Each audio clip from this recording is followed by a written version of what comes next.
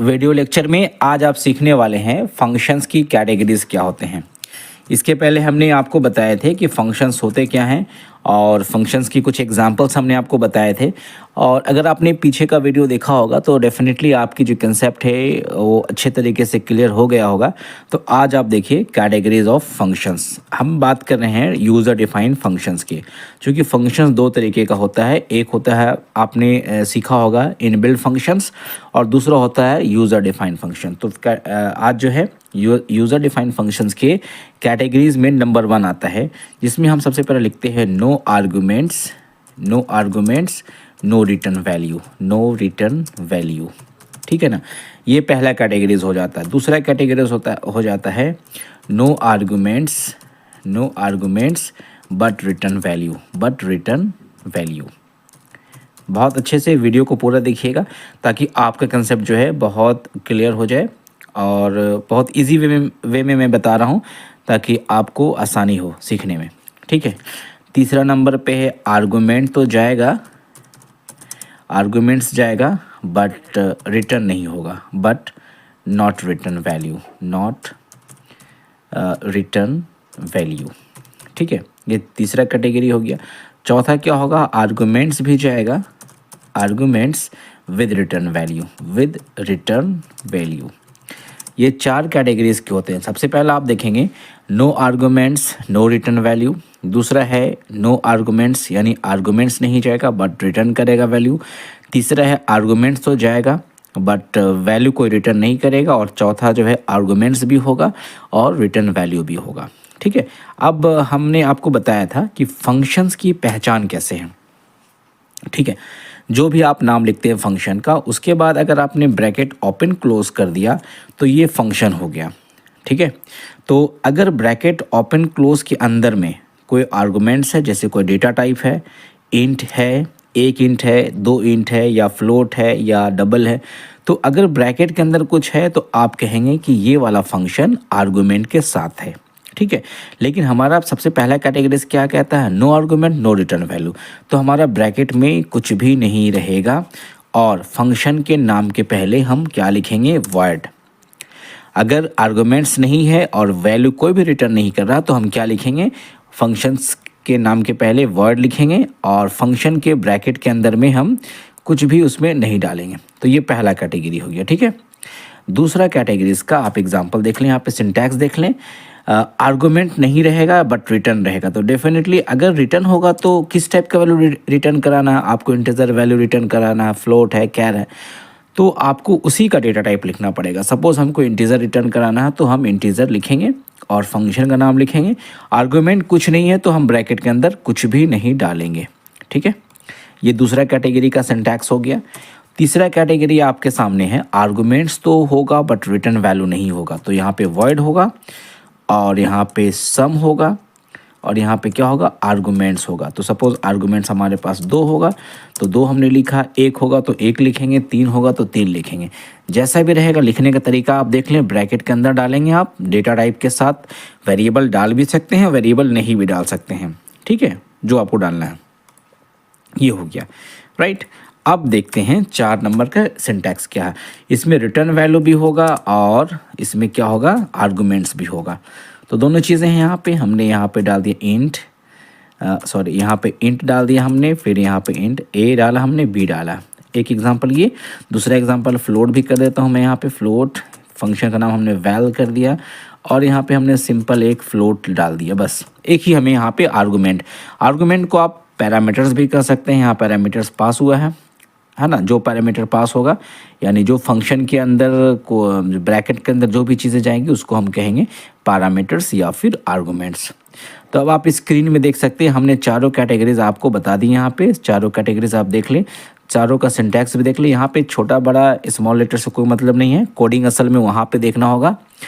Okay, तो ये हो गया पहला, no arguments no return value, word रहेगा और कोई आर्गुमेंट ब्रैकेट में नहीं रहेगा।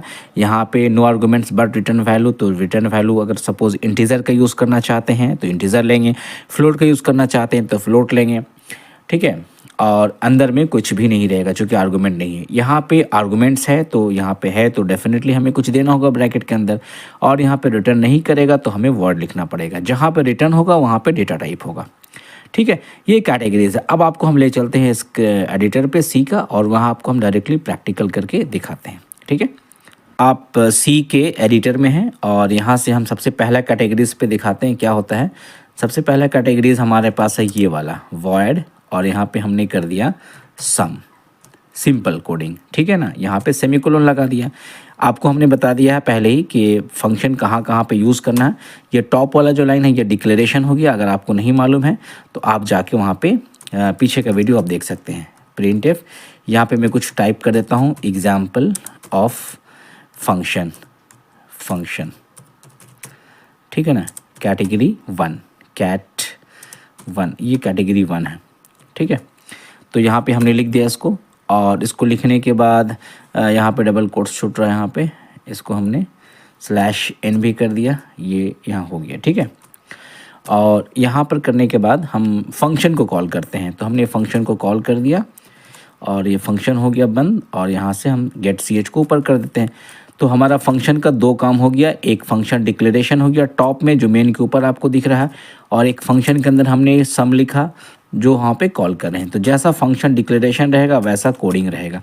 अब यहाँ पे हम 2 वेरिएबल ले लेते हैं, इंट a, b, और यहाँ पे हम 2 वैल्यू को इंटर करते हैं। ठीक है, प्रिंट एफ इंटर 2, यहाँ पर टाइप करते हैं इंटर 2 नंबर्स हो गया यहाँ पे। ठीक है, और यहाँ पे हमने /t दे दिया। इसको यहाँ पे हम इस तरीके से, अब इसको स्कैन कर लेते हैं। कहीं पे अगर एरर होगा तो हम लोग चेक कर लेंगे उसको बाद में, जब जैसे कंपाइल होगा ऑटोमेटिकली वो बता देगा कहाँ पे एरर है। स्कैन एफ, तो यहाँ पे हमने लिखा %d 2 नंबर लेना है, %a, %b, इस तरीके से सिंटैक्स लेने का। अब हमको डायरेक्टली हम इसमें क्या करते हैं, प्रिंट सम कर देते हैं डायरेक्टली, सम बराबर %d और यहाँ पे a + b। ठीक है, ये फंक्शन के अंदर कोडिंग हो गया। अब इसको कंपाइल करते हैं हम, डायरेक्टली यहाँ पे करते हैं शॉर्टकट की से। तो हमारे पास देखिए इंटर 2 नंबर्स आया, एग्जाम्पल ऑफ फंक्शन कैट 1 आया, इंटर 2 नंबर्स, तो हमने 5 डाला, 6 डाला, सम = 11 हो गया। तो ये फंक्शन के थ्रू आप देख सकते हैं कैसे ये काम किया। एक बार इसको और रन करके दिखाते हैं ताकि आपको और समझ में आ जाए।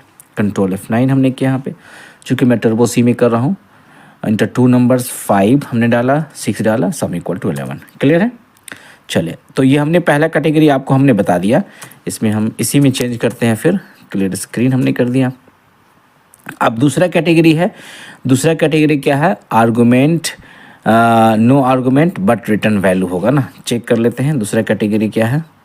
तो दूसरा कैटेगरी में वैल्यू रिटर्न होगा। तो हम यहाँ पे क्या करेंगे, यहाँ पे चेंज कर देंगे। सपोज इंट कर दिया हमने, तो जैसे इंट किया हमने तो समझ जाओ कि यहाँ पे वैल्यू रिटर्न होगा। ठीक है, और यहाँ पे हमने एक वेरिएबल ले लिया, इंट s हमने कर दिया। ठीक है, तो क्यों ऐसे हमने किया, क्योंकि जो वैल्यू रिटर्न होगा उसको हम लोग यहाँ पे कैच करेंगे, s = सम। ठीक है, तो यहाँ से कॉल होगा, यहाँ से जैसे जाएगा सम को खोजेगा कहाँ पे, यहाँ सारा कोडिंग करेगा यहाँ पे। तो हम लोग यहाँ पे प्रिंट नहीं करेंगे, इसको यहाँ से हटा देते हैं। 2 वैल्यू हो गया, और यहाँ से हम रिटर्न कर देते हैं, रिटर्न रिटर्न यहाँ पे कर देते हैं a + b। दोनों का सम को रिटर्न कर दिया गया है। वो किसके पास चला जाएगा, s के पास जाएगा, चूँकि s के पास से जा रहा है यहाँ से। फंक्शन जहाँ से जाता है फंक्शन वापस वहीं पे आता है, याद रखें। सम यहाँ पे करते हैं, सम = %d। अब आप कहेंगे इतना लंबा चौड़ा क्यों कर रहे हैं, तो आप धीरे धीरे समझ में आ जाएगा फंक्शन का यूज़ क्यों करते हैं और फंक्शन को हम लोग क्यों यूज़ करते हैं, आखिर क्या इससे फ़ायदा, क्या इसकी इंपॉर्टेंस है। तो आप पहले कुछ प्रैक्टिकल्स कर लें, डेफिनेटली आपको समझ में इसका यूज़ जो है इसका आ जाएगा। तो हमने यहाँ पे एक एरर कहीं पे नज़र आ रहा है, s हमने यहाँ पे लेना है, s = यहाँ पे s प्रिंट करना है ना, सम नहीं, चूँकि s में वैल्यू आ रहा है। कंट्रोल F9, एक एरर कहाँ पे आ गया है, अच्छा ये सम यहाँ पे मिसमैच हो रहा है। देखें यहाँ पर जो इंट जैसा डिक्लेरेशन रहेगा वैसा यहाँ पे डेफिनीशन रहेगा। तो हमने यहाँ पे इंट डाल दिया, अब ये मैच कर गया। ठीक है ना, अब ये आपका रन कर गया, इंटर 2 नंबर्स 5, 6, सम = 11। तो ये दूसरा फंक्शन कैटेगरी से हो गया आपका। फंक्शन रिटर्न तो करेगा बट कोई आर्गूमेंट नहीं रहेगा। तीसरा क्या करना है, तीसरा आर्गुमेंट जाएगा बट रिटर्न कुछ नहीं करेगा। तो हमने क्या करना है, वॉइड हमने करना है, यहाँ पे वॉइड करना है और आर्गुमेंट जाएगा यहाँ पे। तो सपोज हमने यहाँ पे इंट ए ही ले लिया, एक ही वैल्यू लेता हूँ, हम यहाँ से लेते हैं, ठीक है ना। और यहाँ पर नीचे आ जाते हैं, यहाँ से फ़िलहाल हम लोग इसको हमको नहीं चाहिए लेकिन चलो ठीक है। और यहाँ से हम लोग क्या कर दिए, हम लोग कॉल कर दिए, ठीक है ना। यहाँ से इंट हमने ए लिया और यहाँ से हमने इंट बी कर दिया, ठीक है। ये दो हो गया। अब यहाँ से हम लोग को क्या करना है, आर्गुमेंट तो जाएगा। तो जब आर्गुमेंट जाएगा यहाँ से, तो यहाँ पे हमें कुछ ले लेते हैं। यहाँ पे जैसे हमने ले लिया सपोज़ x, y, दो हमने ले लिया और यहाँ से हम इस दोनों वैल्यू को इंटर करते हैं, ठीक है। Print F inter two numbers, inter two numbers, ठीक है। और यहाँ पे हमने इसको इस तरीके से किया। इसकी स्कैनएफ हमने कर ली, स्कैनएफ %d और यहाँ पे %d %a लगाना है, यहाँ पे %a लगाना है, कॉमा फिर %b लगाना है, ठीक है ना। ये हो गया। अब यहाँ चूँकि कैलकुलेशन नहीं करना, यहाँ से हमें भेज देना है, यानी हमारा a और b में वैल्यू आया तो हम फंक्शन के अंदर आर्गुमेंट को भेज दिए। अब यहाँ इसकी ज़रूरत नहीं है, फिर इसकी यहाँ पे ज़रूरत नहीं है चूँकि हमें वहाँ भेजना है फंक्शन के अंदर। तो जैसे यहाँ पे आएगा वो उसको कैच करेगा, ठीक है ना। वॉइड यहाँ पे हम दो आर्गुमेंट ले लेते हैं ताकि हमारा वैल्यू जो वहाँ पे कैच करे। सपोज इंट ए बी ही ले लेते हैं, कोई फ़र्क नहीं पड़ता है। और उसके बाद यहाँ से इसकी ज़रूरत नहीं चूँकि वैल्यू तो वो लेके आया, सारा वैल्यू लेके आया है वहाँ से, इसको यहाँ से हटा देते हैं।